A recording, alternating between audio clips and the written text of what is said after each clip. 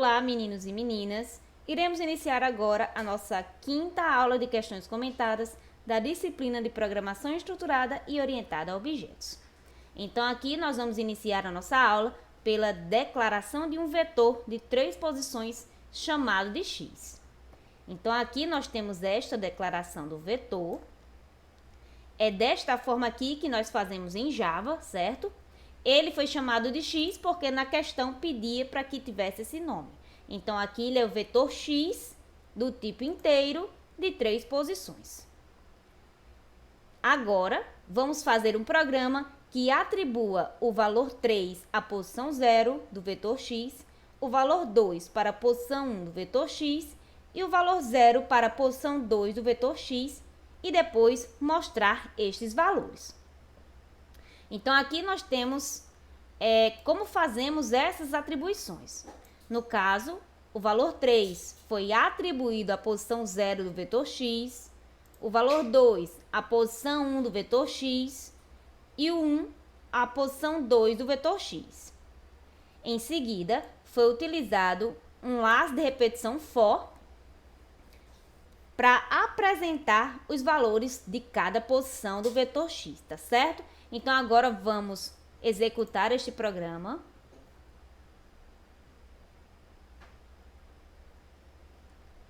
E aqui temos a saída deste programa, que no caso foi a mensagem, que eu coloquei lá. O elemento da posição 0 é 3, o elemento da posição 1 é 2 e o elemento da posição 2 é 1. Da mesma maneira que foram atribuídas aqui, elas foram apresentadas aqui no final, tá certo? E agora vamos para a próxima questão.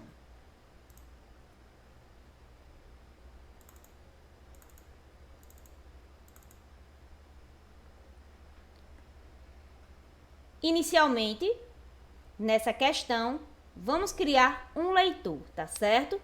Aqui, o objetivo é fazer um programa que leia um vetor de 3 números inteiros e mostrar quem são esses números. Então, para que o usuário possa informar esses dados, precisamos criar um leitor que foi criado bem aqui em cima. Aqui foi declarado o vetor, que é chamado de x, do tipo inteiro, de 3 posições.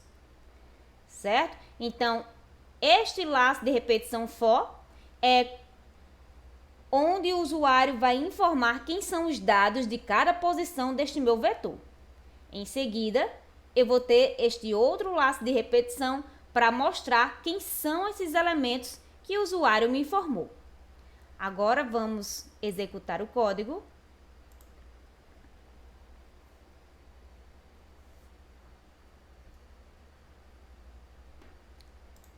Agora, vou digitar o número da posição 0.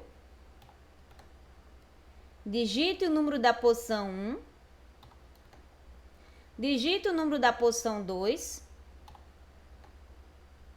E ele vai me dizer quais foram os elementos que foram armazenados em cada posição do meu vetor x que foram informados pelo usuário, que foram os elementos 8, 6 e 4. Tá certo? Então, agora vamos para a próxima questão.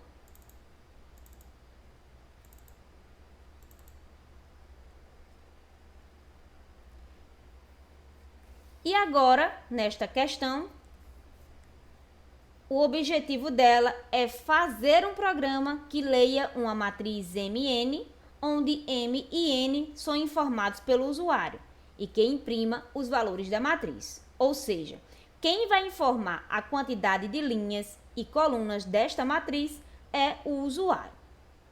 E a partir daí, ele vai informar quais são os elementos que estão em cada posição dessa matriz e, em seguida, imprimir estes valores, tá certo? Então, inicialmente, vamos criar um leitor para que o usuário possa informar os dados que eu quero, no caso, a quantidade de linhas e a quantidade de colunas. Em seguida, foi declarada uma matriz. Ela foi chamada de x do tipo inteiro. E aqui na linha e na coluna foram colocadas as variáveis que foram correspondentes à quantidade de linhas e colunas informadas pelo usuário. Em seguida, temos um laço de repetição for aqui, né? No caso, dois laços de repetição, um dentro do outro, para simbolizar a linha e a coluna desta matriz.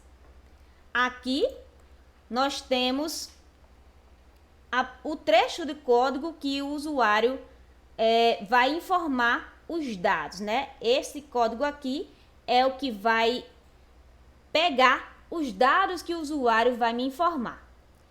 E neste outro laço de repetição for, é o que vai apresentar quem são os elementos informados pelo usuário para cada linha e cada coluna desta matriz, tá certo? Então, agora nós vamos executar o código.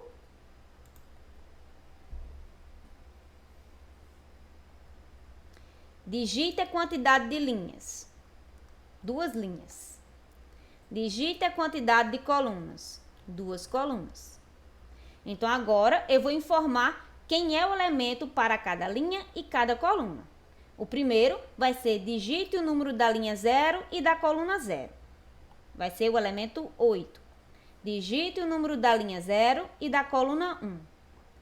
6. Digite o número da linha 1 e a coluna 0. 9. Digite o número da linha 1 e da coluna 1. Vai ser 5.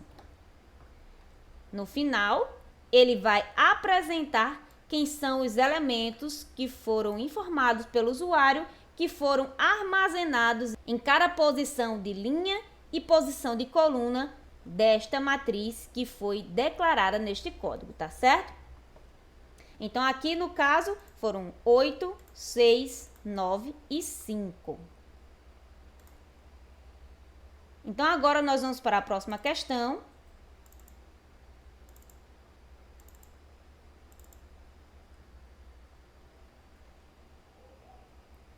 No caso aqui, o objetivo é declarar uma variável chamada curso do tipo string e atribuir Java a ela, certo? No caso aqui, temos uma variável chamada curso do tipo string que recebeu uma string chamada Java. Em seguida, nós temos aqui, através do comando system.out.println, uma mensagem, certo? Que vai retornar o comprimento do texto e imprimir na tela através desta função length, tá certo?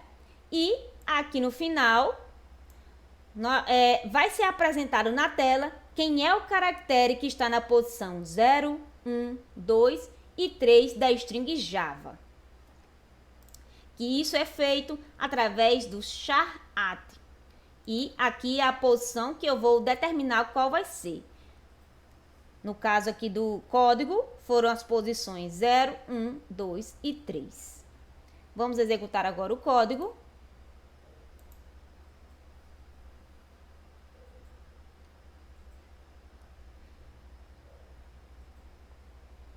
Como vocês puderam observar, a saída do nosso código foi: o tamanho da variável curso é 4, a letra do índice 0 é J, a letra do índice 1 é a letra do índice 2 é V e a letra do índice 3 é A, tá certo?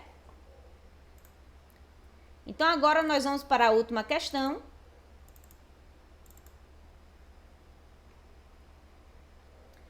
Onde aqui a gente vai criar uma função que vai calcular a área do quadrado. E a área do quadrado qual é? Vai ser lado vezes lado. Por isso que a função ficou desta forma aqui, tá certo? Ela vai retornar este cálculo aqui da multiplicação de um lado pelo outro. Inicialmente, foi criado um leitor aqui para que o usuário possa informar o lado do quadrado. Em seguida, temos a chamada desta função área quadrado e isso vai fazer com que o resultado da área do quadrado seja apresentado na tela. Então, aqui nós vamos executar o código.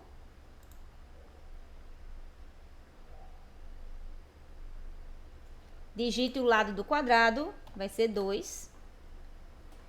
Então, como vocês podem observar, a área do quadrado é 4. Por quê? Porque 2 vezes 2 é 4, conforme tínhamos aqui na nossa função, tá certo? Por quê? Porque ele retornou lado vezes lado. E no momento que o usuário informou quem é este lado, ele fez a multiplicação e retornou este resultado, apresentando assim na tela, tá certo? Então, gente, estas foram as questões que eu quis trazer aqui para resolver para vocês. Então, por hoje é só e até a próxima aula.